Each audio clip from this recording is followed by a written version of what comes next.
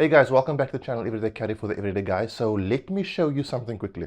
So what you see here is what was supposed to be on the channel today. We were going to be talking about guns and holsters and backpacks. So this is a bug out bag. This is my bug out bag. And that's what was supposed to be on the channel. But unfortunately during filming, I had a catastrophic gear failure of one of the things inside that bag, and unfortunately I can't get another one before tomorrow, which is when this video is going to be out.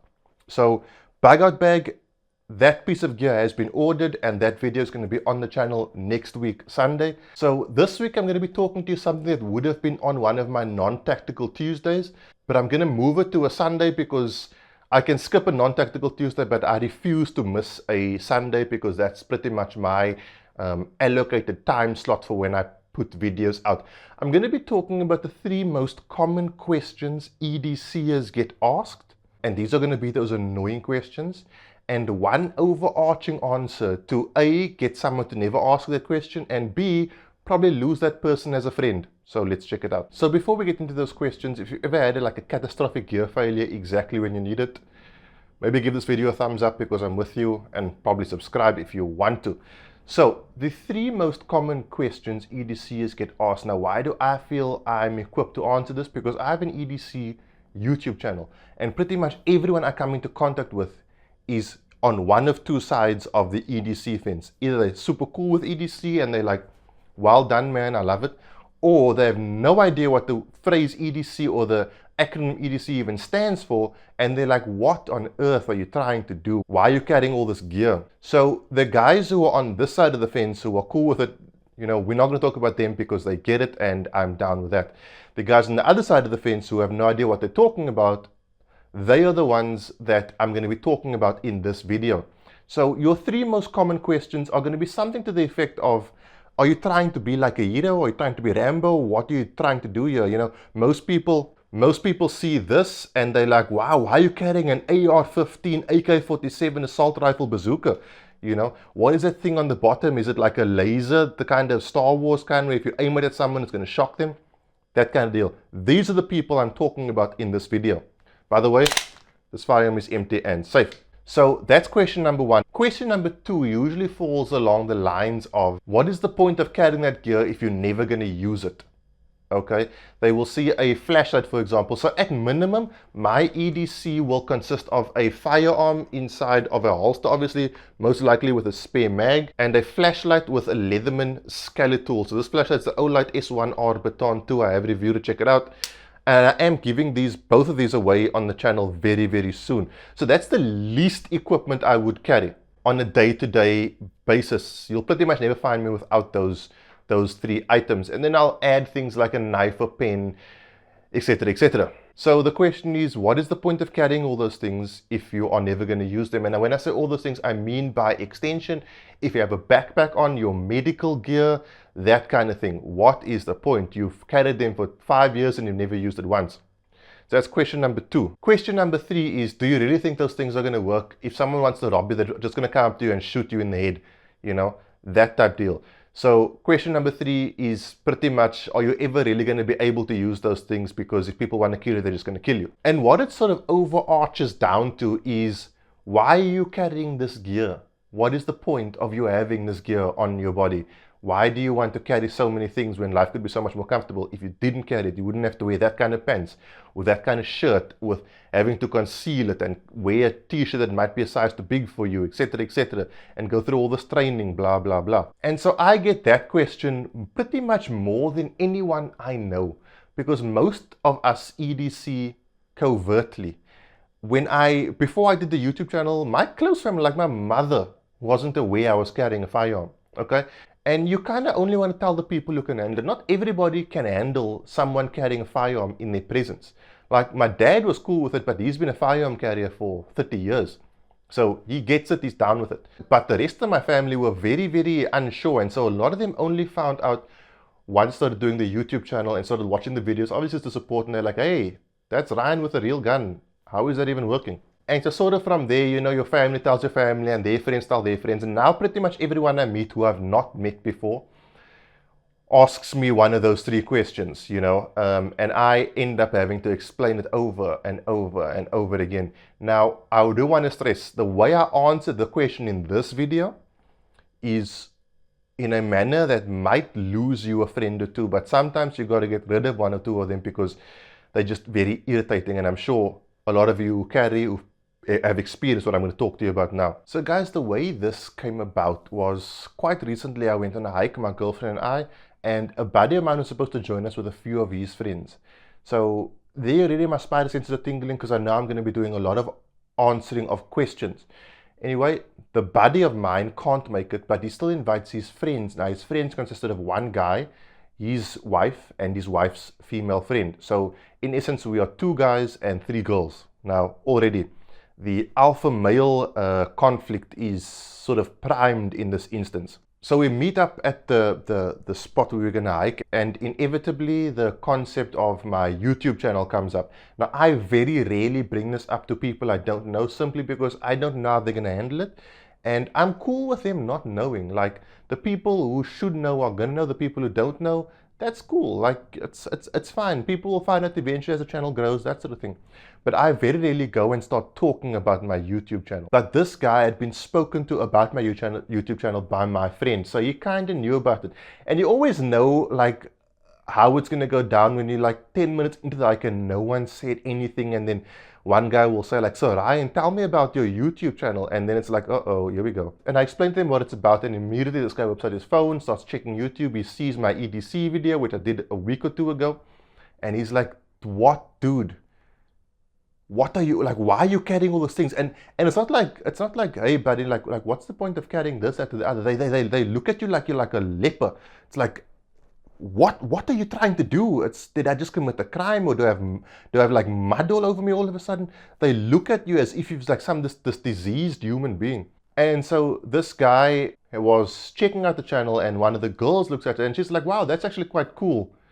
Now that is your second indicator that things are going to get tricky, because now a woman has said something is quite cool from another guy to another guy, and it's EDC related. Okay, that is like indicator number 2. You're going to want to get out of the situation, because it's just never going to end. And it literally never ended. Like, every single rock we walked over, this guy would be like, "Oh, what if I break my leg here? Do you think you could put that tourniquet on my leg and automatically fix it?" That kind of deal. So I kind of just laugh it off. Like I say, I've done this for a while, and I've sort of been experienced to every different kind of EDC related question, but it got to a point where I just got like really a bit tired of it. And my girlfriend could sort of see that on my face, so she walked a bit fast as I could walk a bit fast with her, but this guy wouldn't let up. Anyway, long story short, eventually I sort of just answered him to the question of why I carry all this gear. And I can't remember what the situation was, but it was like, what is the point? And I kind of blurted out before I could think about it. I said, "You know, I can't," and let's say this guy's name is Alfred. Don't want to give his real name. I said, "No, Alfred, I carry all this gear because you don't." And he looked at me, and it's like the whole forest went quiet. It's like, did the EDC'er just speak up for himself? Like, did that just happen? You know, because as EDC'ers, we are just subject to people's scorn. Yeah, I told him, "You know, I carry all these things because you don't." And he looked at me as if I had insulted him, but couldn't quite figure it out because I hadn't said anything that was untrue. And he was like, he didn't quite know how to handle the situation, because was this guy rude to me?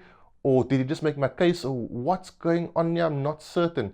And this guy was like, he was like off balance. Like he literally took one on the button.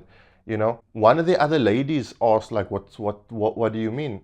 And at this point, I don't want to say regrettably, but you never want to do things like this. At this point, my mind was like, I'm going to answer these questions now. And I kind of said, well, do you know what? If the 3 of you or everyone in this forest had a firearm on them, why would I need a firearm? You know, you guys would effectively protect me should something happen. If all of you guys had medical kits, why would I need a medical kit? Okay? If all of you guys had things to eat, energy bars, why would I need an energy bar? Because you guys would be there to help me out if I needed it. And the more I explained this, the more this guy's ego started taking hits and his temper started getting bigger. Okay, because I was making sense, but it wasn't fighting his case, and it was sort of making him look more and more bad. to a point where people began to realize, wow, Ryan's the only one who's prepared here, and this guy did not like that. I kind of explained the concept of EDCers or civilian first responders, okay? And I was asked by the guy, what is a first responder? You know what I mean? This is what I'm dealing with. And I kind of put it this way, a first responder is somebody who is a lot like oxygen. You don't realize you need oxygen until you need oxygen. Okay, as long as you're breathing normally, you take oxygen for granted. You didn't even see it. It doesn't matter to you. The moment you need oxygen, okay, all of a sudden that becomes the most important thing in your life. First responders are like that. You know, they will be all around you in a crowd. Okay, you won't see them. You don't realize you need them. As far as you're concerned, it doesn't exist. How often do we take time to think that oxygen actually exists? But it's there. Until something goes down where you need a first responder, then all of a sudden you realize how valuable these people are. So you may go your whole life without never noticing oxygen because you never run out of it, or you never find a situation where you absolutely need it and don't have it. And similarly to first responders, civilian first responders especially, you might go your entire life never being in a situation where you need someone to save you. And that's pretty much why I rate EDCers as such a valuable part of the community. EDCers are, like I said, I like to call EDCers civilian first responders. And to summarize, pretty much the answer to why we carry all these things is because the community doesn't. If everybody in the whole community had a concealed carry firearm and they were responsible firearm owners, it would be okay for one or two of us to not carry a firearm on a particular day. We could say, well, I'm going to go hike, I'm not going to carry my firearm. I'm not going to bring my backpack along with all this gear in it because somebody else will come along to save me. But because we make up 1% of the population, we always have to have our gear on us. So I did agree with him on one thing. It is less comfortable to live a life of an EDCer. It's less physically comfortable, okay? Carrying a firearm is not a comfortable thing. It's not ridiculously uncomfortable, but it's not comfortable. Carrying a flashlight in your pocket with a Leatherman and carrying a backpack with medical gear in that caters for not just you, but your partner and possibly a friend, it's not comfortable, but it's a lot less comfortable than my fear of being unprepared. And you only realize you are unprepared when you need to be prepared. So that has sort of almost become like my blanket answer now when people ask me this question, like, why do you carry a knife? Why do you carry a gun? Why do you carry this backpack in your car all the freaking time? Well, I carry it because you don't. I have a get-home bag in my car because if something happens to me, I can't flag someone else and ask, can I please use your gear to get me home? If everybody had a get-home bag in their car, everybody would be able to help out everyone else. And life would be so much easier because there could be days where I say, well, I don't need that get-home bag today because everyone's an EDCer and they've all got my back. The thing with EDCers is they're pretty much like civilian protectors. An EDCer will step in far quicker than a non-EDCer simply because they've thought these things through.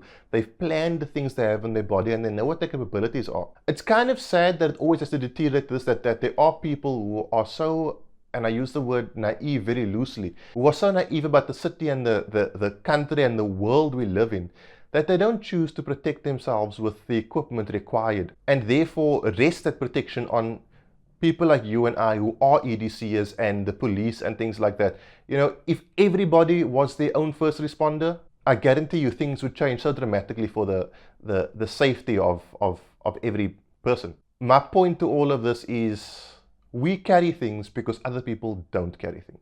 We EDC because the population doesn't EDC. It's not something to be embarrassed of, it's something to be intensely proud of. So the next time someone asks you, you know, why are you carrying this, why are you carrying that, point out to them, you know, do you have one? And if you don't have one, that's the reason I have one. So I can save you when you need me to save you. For no other reason, literally for no other reason. So that I carry this so that I can protect and save the people in my company and that I care about. Which in this instance, because you don't have it, you as well. So thanks, I'll take the hit. You know, I'll be like the one to be uncomfortable about it because you can't carry a firearm or you haven't thought that far ahead. Now, chances are if you use this terminology, you're going to lose that person as a friend. So only use it in extreme situations, but use it with extreme prejudice. Guys, that's it. Thank you so much. I'm sorry I couldn't do the bag review this week. I promise you I'll do it next week. I'll see you guys soon. Have a good week. Cheers. God bless.